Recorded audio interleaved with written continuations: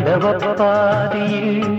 കുളി കഴിഞ്ഞു കടമ്പിൻ പൂചൂടും ഗ്രാമഭൂവിൽ പച്ചോലക്കുടയ്ക്കുള്ളിൽ നിന്നൊളിഞ്ഞു നോക്കും കൈതപ്പൂ പോലെ ഇടവപ്പാതിയിൽ കുളി കഴിഞ്ഞു കടമ്പിൻ പൂചൂടും ഗ്രാമഭൂവിൽ പച്ചോലക്കുടയ്ക്കുള്ളിൽ നിന്നൊളിഞ്ഞു നോക്കും കൈതപ്പൂ പോലെ